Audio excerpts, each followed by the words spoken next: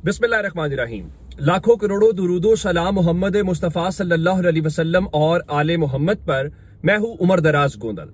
पाकिस्तान तहरीक इंसाफ ने चंद रोज पहले कहा था कि हम सिस्टम के अंदर रहते हुए ये चाहते हैं कि हमारा जो हक है वो हमें लौटा दिया जाए और हम चाहते हैं सिस्टम चले। हमारा मकसद कोई इस किस्म की सूरत हाल पैदा नहीं करना जहां पे हर चीज मफलूज हो जाए, लेकिन साथ ही हमें मजबूर किया जा रहा है कि हम मज़ाहमत की सियासत करें, हम बाहर निकले और अपना हक लें।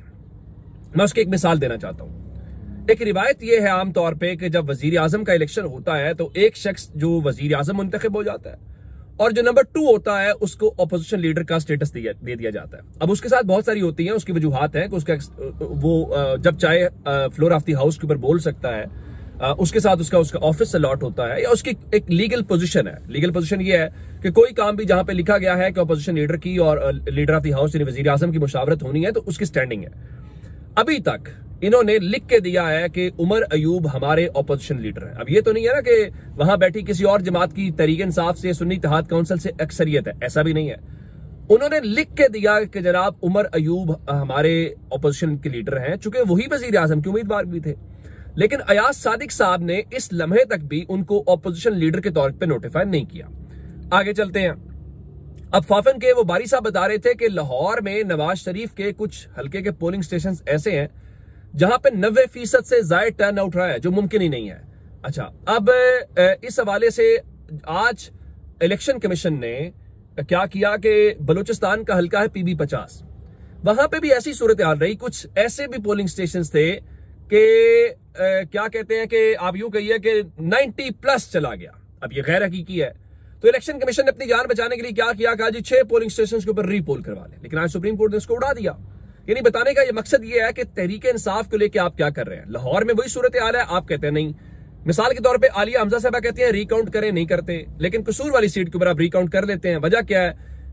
वो 13,000 की लीड से तहरीक इंसाफ जीती हुई है, वो आप उसको हराना चाहते हैं। यहाँ पे नून लीग 5,500 की लीड से जीती हुई थी, आप नहीं चाहते कि खेल खुल जाए, क्योंकि सबको पता है लाहौर में क्या खेल खेला गया है। इवन नवाज शरीफ वाले हल्के के ऊपर सबको पता है कि अगर वो हल्का खुल गया तो जो कुछ हुआ अब आपने थैले तब्दील करने, अब आपने कुछ और करना है कर लें, लेकिन लोगों को पता है कि ये सारे हल्के ये हारे हुए हैं।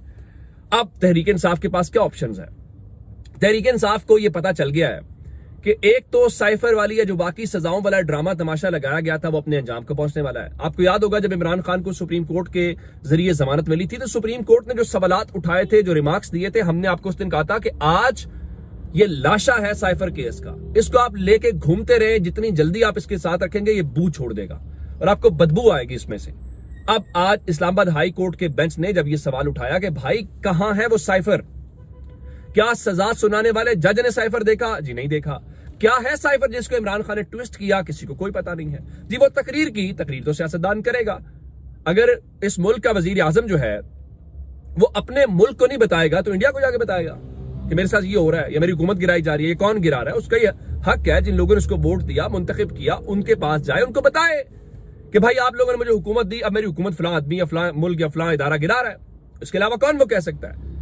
लेकिन अब जब ये पता है कि साइफर वाली, अब मैं आपको बता दूं कि अगर समातें हुई, अब कल तक समात अगर ये रोजाना की बुनियाद के ऊपर 1 हफ्ता भी नहीं लगेगा, साइफर केस उड़ जाएगा। और इनके मुताबिक साइफर सबसे बड़ा केस था जिसके अंदर इमरान खान तो सजाए मौत और पता नहीं हम क्या कुछ सुनते आए हैं, वो फारिग हो गया। अगली बात आ जाएगी तोशा खाना के ऊपर। तोशा खाना का केस भी उड़ जाएगा, वो भी नहीं स्टैंड करेगा। कैसे कि जी वो इमरान खान ने चीजें ली, क्या चोरी की? नहीं जी। कीमत अदा की, कीमत की तयन कैसे हुआ वो हम ऑलरेडी आपको बातें बता चुके हैं। अब भाई इमरान खान का क्या किरदार है? एस्टैब्लिशमेंट डिवीजन की कमेटी बनी हुई है, वो तय करते हैं इतनी कीमत है, इमरान खान ने वो कीमत अदा कर दी। अगली बात अखलाकी है, बेचना चाहिए नहीं बेचना चाहिए वो एक अलग चीज है, वो कानून, उसके ऊपर कोई बात नहीं है। अब जब ये सारी सूरत हाल तहरीक इंसाफ को भी अंदाजा हो गया है, अब जरा देखिए अगले चंद दिनों में अगर इमरान खान की सजाएं माफ होती हैं, अब माफ से मुराद इमरान बरी होते हैं, तो तहरीक इंसाफ के जो वर्कर्स हैं उनका मोराल कहां पे जाएगा? इसका मतलब ये होगा कि इमरान खान सियासत में वापस आ रहे हैं, उनकी नाअहलियां खत्म हो जाएंगी। इमरान खान किसी जिमनी इलेक्शन में भी इलेक्शन लड़के असेंबली पहुंचने की पोजीशन में आ जाएंगे। इसका मतलब क्या होगा? इसका मतलब ये होगा कि वो जो कांटे लगाने वाले हैं, वो दरवाजे बंद करने वाले इमरान खान के ऊपर है, उनकी शिकस्त होगी। अब इस सारे सिनेरियो से बचने के लिए कोशिश तो बहुत होंगी, लेकिन अब तहरीक इंसाफ ने अभी से मोमेंटम बनाना शुरू कर दिया है और अब आज उन्होंने फाइनल ऐलान कर दिया है। और वो फाइनल ऐलान क्या है? फाइनल ऐलान मैं आपको बता देता हूं। तहरीक इंसाफ की कोर कमेटी का आज इजलास हुआ है और कोर कमेटी के उस इजलास में एक तो उन्होंने जरा खींचातानी की है, ये जो मुतनाज़ा बयान देते हैं, इधर से कोई बयान दे रहा है, उधर से कोई बयान दे रहा है। इसमें शेर अफजल मरवत खुद सर फहरिस्त हैं, फिर बैरिस्टर अली जफर साहब की भी जरा वहां क्लास हुई, उनका ये क्या आपने काम शुरू किया हुआ है। तो शेर अफजल मरवत ने आज कोर कमेटी से माजरत की और कहा कि वो इसके ऊपर माजरत करते हैं और आइंदा से वो मुतनाज़ा बयान भी नहीं देंगे और मुहतात रहेंगे। और इसके अलावा कोर कमेटी ने शेर अफजल मरवत और अली जफर दोनों को मुतनाज़ा बयान देने से मना किया और कहा कि मुतनाज़ा बयान की वजह से पार्टी को शदीद नुकसान का सामना करना पड़ा है। अब उन्होंने माजरत करके कहा कि आइंदा वो इस किस्म का कोई बयान या ऐसी स्टेटमेंट्स नहीं देंगे। अब एक चीज तो हो गई है। उसके अलावा पाकिस्तान तहरीक इंसाफ ने दरखास्त दी है इस्लामाबाद की इंतजामिया को, जिसकी आज तौसीक कर दी है कोर कमेटी ने भी, और उन्होंने कहा कि हमें 23 और 24 मार्च की जो दरमियानी रात है, हमें उस रात जलसा करने की इस्लामाबाद के अंदर इजाजत दी जाए। और उसमें उन्होंने 3 जगह भी साथ तजवीज दे दी है। डी चौक के ऊपर करना चाहते हैं, F9 पार्क के अंदर करना चाहते हैं, परेड ग्राउंड के ऊपर करना चाहते हैं। ये सारी वो जगह हैं जहां पे ऑलरेडी पाकिस्तान तहरीक इंसाफ जलसे कर चुकी है, जलसे होते हैं। परेड ग्राउंड में भी होता है, आपको याद होगा वो जो साइफर वाली तकरीर है वो परेड ग्राउंड के अंदर ही होगी। F9 पार्क के अंदर आपको याद होगा जिसमें इमरान खान ने वो जज साहिबा वाली बात की, तो वहां पे भी इमरान खान जलसे कर चुके हैं। डी चौक वैसे तहरीक इंसाफ की मशहूर मारूफ जगह है। और क्या अगर हम इनमें से किसी एक जगह के ऊपर भी जलसे की इजाजत दे दें। फिर उन्होंने कहा कि जनाब आप हमें 23 से 24 मार्च को इजाजत नहीं देना चाहते। आप कहते हैं जी उस दिन यौम पाकिस्तान है, तो उस दिन परेड है, गैर मुल्की मेहमान होंगे, तो ये हो सकता है। बिल्कुल ठीक है, हम आपकी ये बात भी आपका बहाना मान लेते हैं। तो आप यूं करें कि हमें 30 मार्च को जलसे की इजाजत दे दें। और जो रीजनल सदर आमिर मुगल है, उन्होंने मैजिस्ट्रेट को ये दरखास्त दे दी है। अब इस हवाले से उन्होंने ये कहा है कि जनाब शेर अफजल मरवत तो कह रहे थे कि हम जलसा करेंगे, और अगर तो हुकूमत ने इजाजत दे दी तो बिल्कुल ठीक है, और अगर आप इजाजत नहीं भी देंगे तो जनाब हम जलसा तो करेंगे। अब प्लान क्या मैं आपको बता देता हूं। प्लान ये है कि कोर कमेटी इजलास के अंदर मरकज और तमाम सूबों में भरपूर एहतजाज और मज़ाहमती तहरीक चलाने का फैसला कर लिया गया है।